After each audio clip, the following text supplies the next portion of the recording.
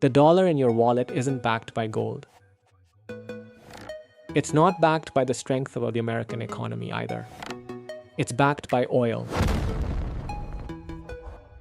And a secret deal signed between the US and a desert kingdom that your government kept classified for 30 years. Today, the BRICS bloc, China, Russia, India, and most recently Saudi Arabia, is doing everything in its power to destroy that deal. And if they succeed, the purchasing power of every dollar you own takes the hit. This isn't conspiracy theory. This is economic history. And it's happening right now. To understand how we got here, we need to go back to August 15, 1971. President Richard Nixon went on national television and announced something no world leader had ever dared to say. America was ending the convertibility of the US dollar to gold. Effective immediately. In 24 hours, the entire international monetary system that Europe, Japan, and dozens of nations had built after World War II collapsed. This became known as the Nixon Shock. And the fallout was catastrophic. The dollar tanked. Inflation exploded. Foreign governments began dumping the dollars they'd been hoarding.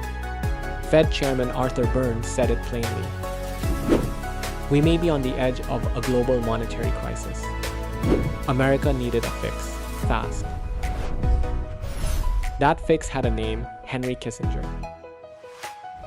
In 1974, Secretary of State Henry Kissinger and Deputy Treasury Secretary William Simon quietly flew to Riyadh, the capital of the Kingdom of Saudi Arabia.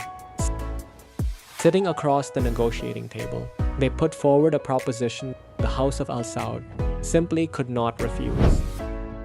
America would supply the most advanced military hardware on Earth. America would guarantee Saudi Arabia's security against every external threat, including its own neighbors.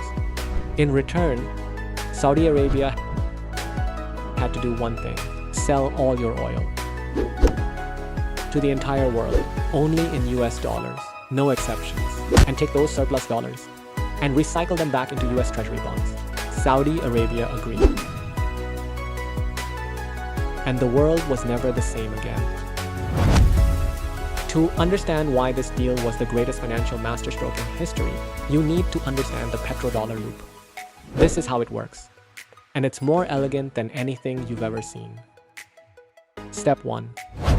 The United States manufactures and sells weapons, fighter jets, and warships to Saudi Arabia and the Gulf states.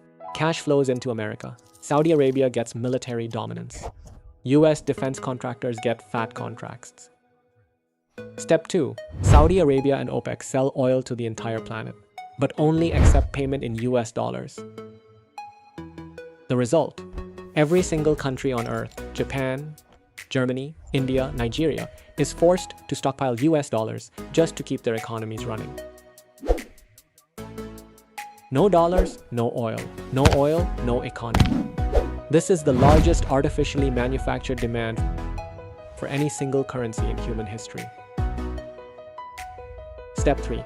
These countries end up holding massive piles of US dollars. They can't just let it sit in a vault. They need it to generate returns. The easiest solution? Buy US Treasury bonds, safe, stable, and guaranteed by the most powerful military on the planet. Money flows back to America. The US government has cash to spend. Budget deficits get financed. Step 4. America uses that incoming capital, including money originally from Saudi oil sales, to fund its enormous military apparatus. That military apparatus protects Saudi Arabia. Saudi Arabia keeps selling oil in dollars. Dollars keep flowing back to America. The loop is closed. This is petrodollar recycling, the most perfect money printing machine in history, and it ran continuously for 50 years. Every single day, the world trades over $1.7 trillion just in oil transactions alone. 1,700,000,000 per day. Every dollar of that flows through the US dollar system. This is why America can print money and run $36 trillion in debt without collapsing. This is why American inflation gets exported globally instead of destroying the domestic economy. This is why the US could finance wars in Iraq, Afghanistan, and dozens of other conflicts without raising taxes. The petrodollar system isn't just a financial policy. It is the single greatest geopolitical power machine ever constructed. But here's what they don't tell you in economics textbooks. Every other country on earth is paying for this.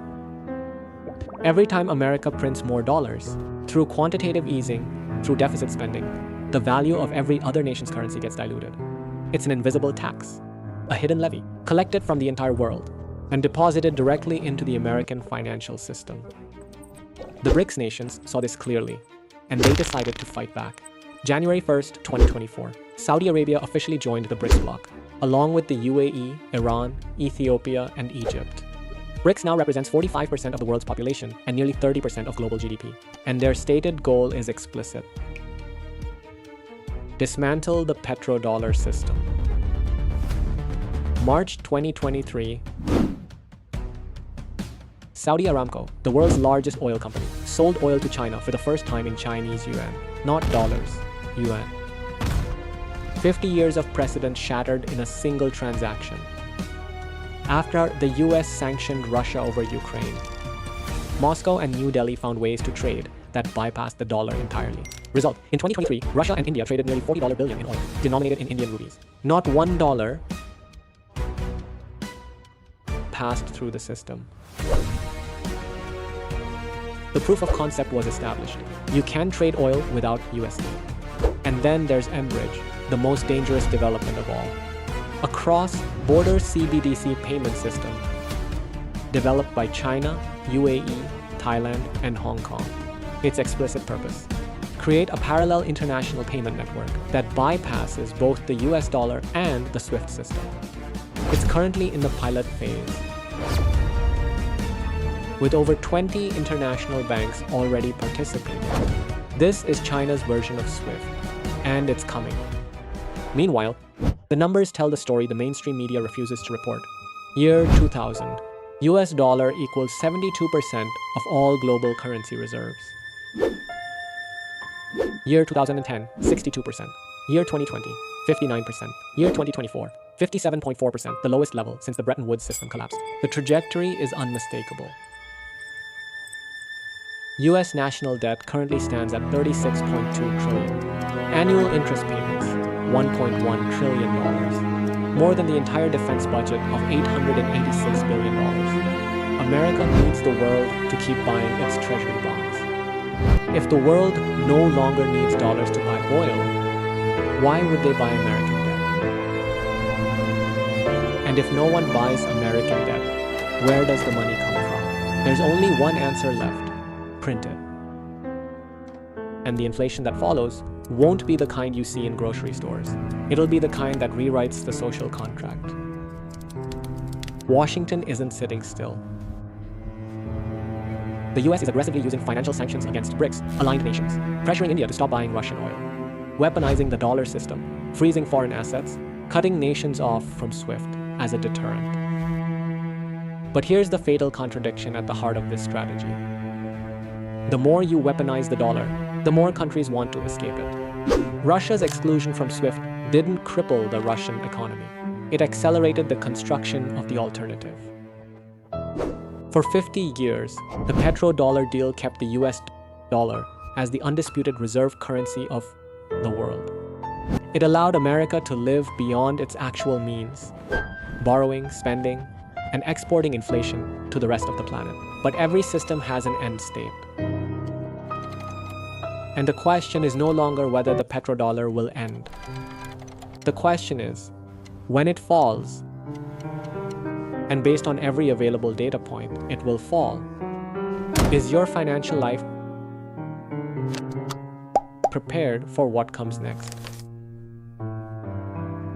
The EU is buying Russian oil in euros. India is buying in rupees. China is building its own payment system. Saudi Arabia is sitting at the BRICS table. And $36 trillion in American debt is waiting for someone to buy it. If no one buys it anymore, what do you think happens? Drop your answer in the comments. How long does the petrodollar have left? 5 years? 10? Or is it already too late to save it?